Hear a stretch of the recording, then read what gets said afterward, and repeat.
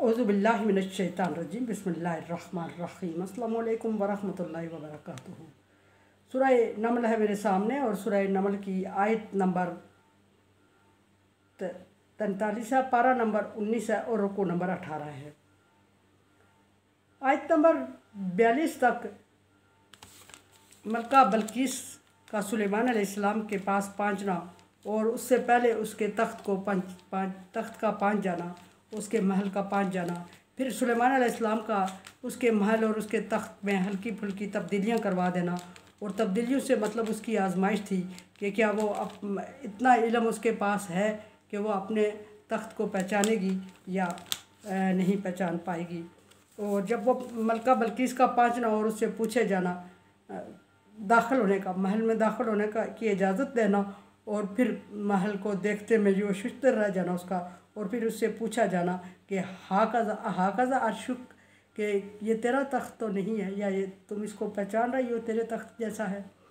और आगे उसका जवाब अब देखते हैं कि आयत नंबर 43 में उसको हुक्म तो दिया गया आयत नंबर 42 के में कि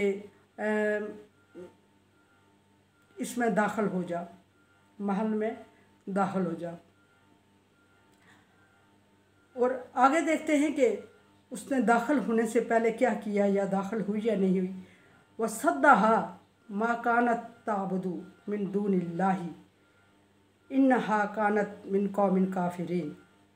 और फिर उसने कहा कि हम मुसलमान थे। वसद्दहा मा कानत ताबुदु, और उसको रोके रखा अल्लाह की इबादत से।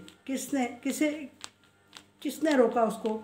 मलका बल्कीस का इतराफ़ है कि वो पहले से मुसलमान होने का वो कर चुकी थी और इरादा कर चुकी थी, और उसको रोके रखा किस चीज़ ने?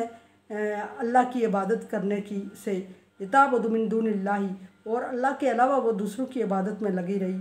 इन्नहा कानत मिनल काफिरीन।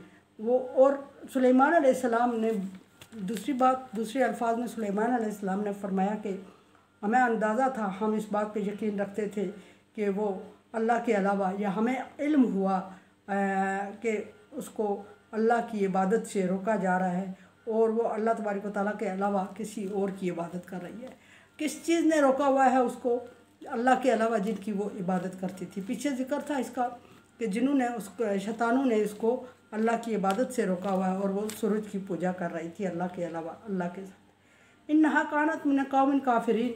और यहाँ ये बात साबित हो गई कि वो इससे पहले मोमिन नहीं थी, मुस्लिम नहीं थी, और वो काफिर कौम से। हालांकि हुदुद ने ये ख़बर पहले से दे दी थी। हुदुद का ख़बर देना ज़रूरी भी नहीं था। सुलेमान अलैहिस्सलाम चूँकि जानते थे, पैगम्बर थे, इतनी मालूमात उन्हें थी, और उसके हरकत और सकनात से भी अंदाज़ा होता था कि वो काफिर है। और वकील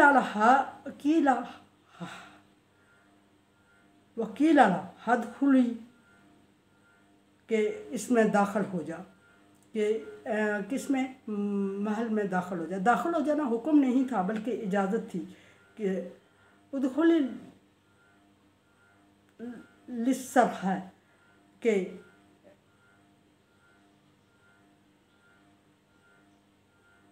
इसको कीमती जवाहरात और कीमती पत्थरों से जड़ा गया है या मज़य्यन किया गया है। फलम्मा रात हु हासिबत हु लुज्जा। जब वो उसके अंदर दाखिल होने लगी तो उसने उसको पानी की मौज समझा। पानी की मौज समझा किसको?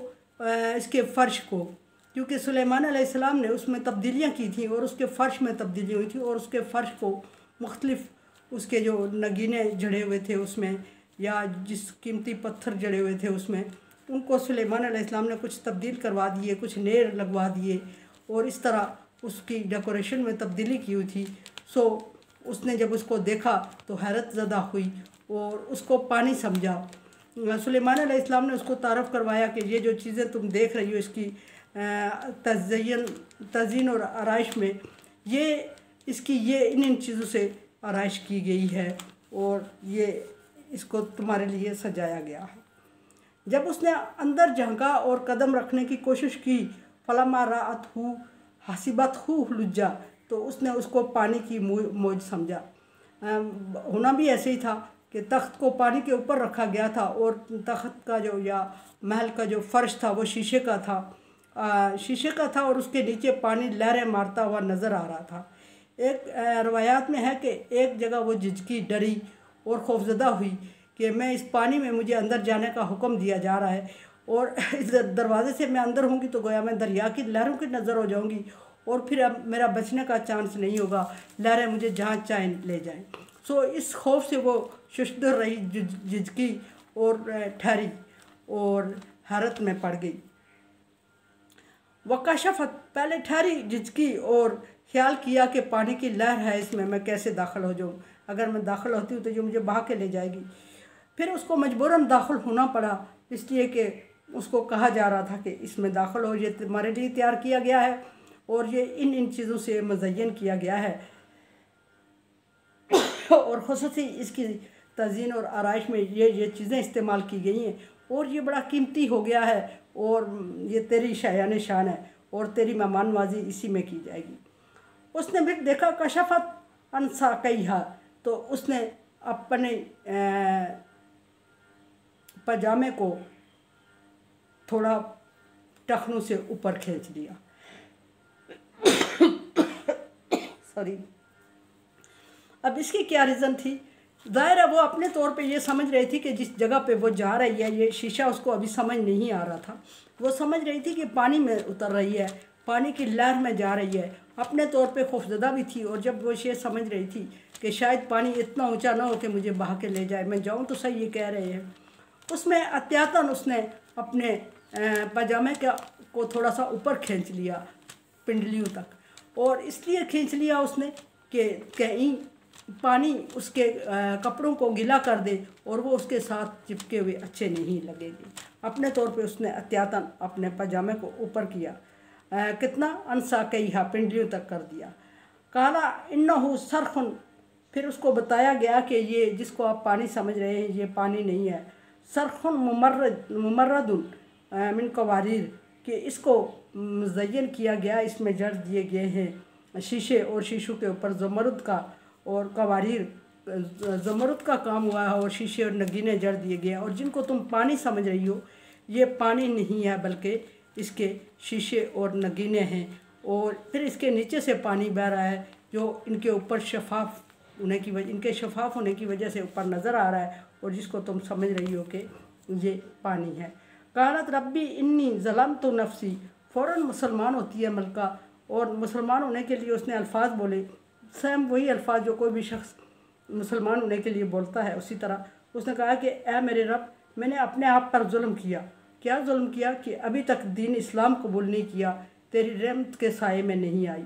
व अस्लमतु मा सुलैमान लिल्लाहि रब्बिल आलमीन, और अब और टाइम ज़ाया नहीं करूँगी, मैं फर्माबरदारी करती हूँ, मैं फर्माबरदार होती हूँ, मैं इस्लाम कबूल करती हूँ सुलेमान अलैहिस्सलाम के साथ। और किस पर ईमान लाती हूँ? लिल्लाही, अल्लाह तबारक व तआला पर, यानी कि सूरज की पूजा छोड़ के मैं अल्लाह पर ईमान ले आई। लिल्लाही, अल्लाह पर, रब्बिल आलमीन, और वो तमाम जहानों को पालने वाला है। और सुलेमान अलैहिस्सलाम की दावत पे मलका बल्कीस यहाँ ईमान ले आती है। और आन समझे, देखे समझे और सब्सक्राइब करें और सदका जारिया में मेरा साथ है। अल्लाह तबारक व तआला का हुक्म, तावन अला बिर्रि व तक़वा, नेकी और भलाई के कामों में एक दूसरे से तावन करें। सो तावन चैनल को शेयर और सब्सक्राइब और शेयर करके करें। अल्लाह हाफिज़।